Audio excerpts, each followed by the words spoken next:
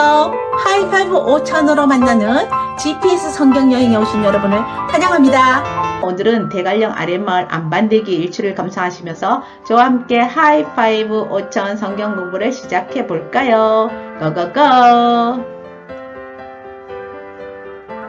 네, 오늘은 창세기 3장 8절, 16절에서 19절 말씀인데요. 저와 함께 사선 치고, 밑줄 치고, 네모 치고, 꺽쇠를 치면 내가 가진 색안경을 확 벗을 수 있고, 저자의 관점으로 읽을 수가 있겠죠? 함께 읽어볼까요?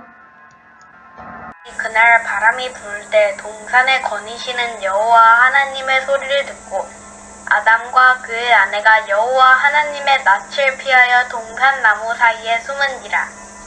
또 여자에게 이르시되 내가 내게 임신하는 고통을 크게 더하리니 내가 수고하고 자식을 낳을 것이며 너는 남편을 원하고 남편은 너를 다스릴 것이니라 하시고 아담에게 이르시되 내가 내 아내의 말을 듣고 내가 내게 먹지 말라 한 나무의 열매를 먹었은즉 땅은 너로 말미암아 저주를 받고 너는 내 평생에 수고하여야 그 소산을 먹으리라. 땅이 내게 가시덤불과 엉겅퀴를 낼 것이라. 내가 먹을 것은 밭의 채소인즉 내가 흙으로 돌아갈 때까지 얼굴에 땀을 흘려야 먹을 것을 먹으리니 내가 그것에서 취함을 입었음이라. 너는 흙이니 흙으로 돌아갈 것이니라 하시니라. 네. 8절에 그날 바람이 불 때에서 그날 영으로 오신 하나님을 뜻하는데요. 그것은 심판의 날, 여호와의 날, 언약의 종들이 주인 앞에서 계산하는 날로 선지자들이 많이 예언을 했던 것이죠.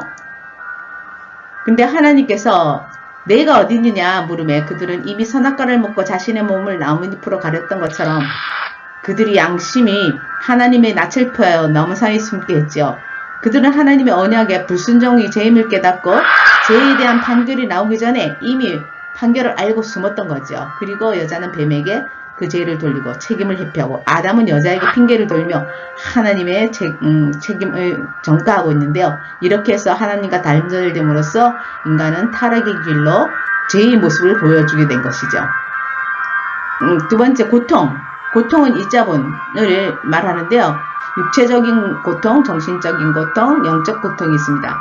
고통은 법을 어겨 죄를 범한 것과 그에 대한 핑계를 대며 책임을 회피한 결과를 골기하죠.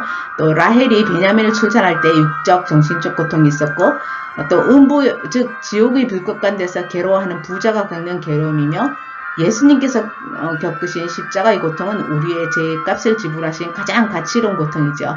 우리가 각자 겪고 있는 고통은 어떤 종류일까요?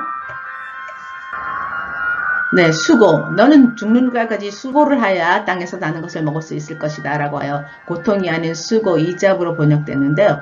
노력, 일, 소득을 포함하죠. 인간 연쇄의 자랑은 수고와 슬픔뿐이며 이스라엘이 배부르지 못할 것, 즉 범죄를 위해 수고하면 하나님께서 기근으로 그들을 심판하셨죠. 또 경건한 자를 미워하고 대적하는 자들이 수고하여 얻은 산물을 의인의 몫으로 돌아가게 한다고 하셨고 또 수고하여 약한 사람들을 돕는 것은 주를 기쁘시게 하는 일이라고 말씀하고 계십니다. 우리의 수고가 어떠해야 할까요? 말씀을 요약해보면 하나님이 낯을 피해 숨은 그들에게 하나님께서 나타나서 뱀, 여자, 남자 그리고 땅까지 저주를 받는 죄의 대가를 지르고 결국은 사람은 흙이니 흙으로 돌아간다고 말씀하셨는데요. 불순종으로 인한 결과로 하나님과 단절되어 타락의 길을 걷게 되었는데 그래서 죄의 기원과 타락으로 제목을 정했습니다. 저도 예외가 아닙니다. 말씀을 비춰보니 일단 죄를 깨달으면 먼저 감추거나 숨기고 싶고 들통나면 남의 탓으로 돌리곤 했죠.